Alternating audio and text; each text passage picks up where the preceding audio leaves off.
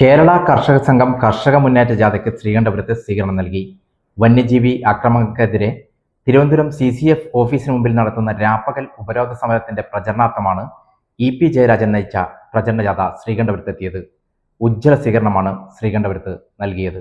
കേരള കർഷക സംഘം വന്യജീവി ആക്രമണങ്ങൾക്കെതിരെ തിരുവനന്തപുരം CCF ഓഫീസിന് മുന്നിൽ നടത്തുന്ന രാപ്പകൽ ഉപരോധ സമരത്തിന്റെ പ്രചരണാർത്ഥം EP ജയരാജൻ നയിക്കുന്ന കർഷക മുന്നേറ്റ ജാഥയ്ക്ക് ശ്രീകണ്ഠപുരത്ത് സ്വീകരണം നൽകി. കർഷക മുന്നേറ്റ ജാഥയുടെ ആദ്യ ദിവസത്തെ പര്യടന പരിപാടിയാണ് ശ്രീകണ്ഠപുരത്ത് സമാപിച്ചത്. കനത്ത മഴയെ അവഗണിച്ച് ഒത്തുകൂടിയ നൂറുകണക്കിന് ആളുകൾ ചേർന്ന് ജാഥയെ സ്വീകരിച്ചു.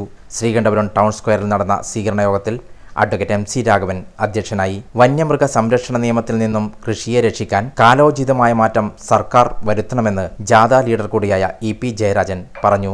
അതുകൊണ്ട് ഈ വന്യമൃഗങ്ങളിൽ നിന്നും മനുഷ്യരെ രക്ഷിക്കണം, അതുപോലെ തന്നെ കൃഷിയെ സംരക്ഷിക്കണം. അതിന് നിയമം തടസ്സമാണ്. ആ നിയമം ഭേദഗതി വരുത്തണം. 72-ലെ കോൺഗ്രസ് കൊണ്ടുവന്ന നിയമം അനുസരിച്ച് ഒരു വന്യമൃഗത്തെയും വേട്ടയാടാൻ പറ്റില്ല.